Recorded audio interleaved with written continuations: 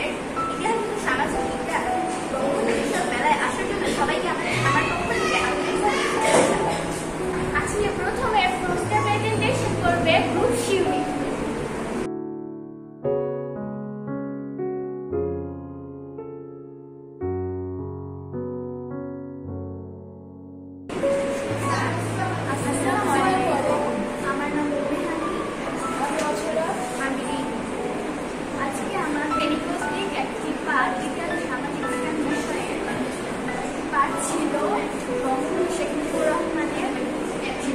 ঐতিহাসিক ঘটনা সম্পর্কে একটি পোস্টার তৈরি করে তা উপস্থাপন করা। এখন আমরা বঙ্গবন্ধু শৈশবকাল সম্পর্কে জানি। 1920 সালের 17 মার্চ উপমহাদেশের ফরিদপুর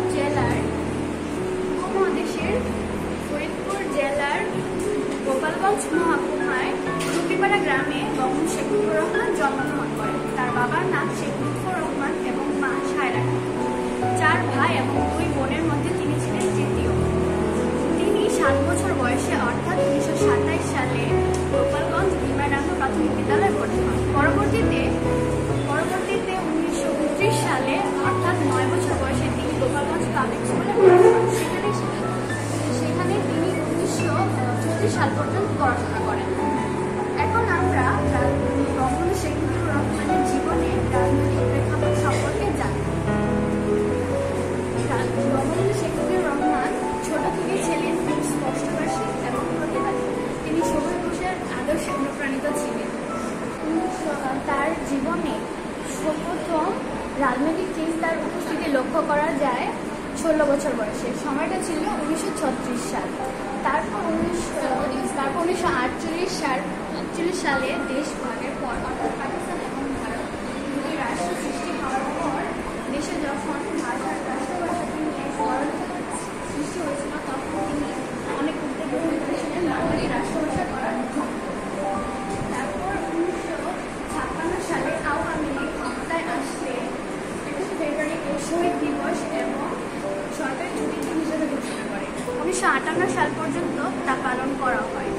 পরবর্তীতে পাকিস্তানি শাসক গোষ্ঠী ক্ষমতায় আসলে তা বাতিল করে দেওয়া হয়। তারপর 1964 সালে বঙ্গবন্ধু ঢাকা প্রতিরোধ কমিটি গঠন করেন। একই বছরে গঠিত হয় সর্বদলীয় সংগ্রাম পরিষদ।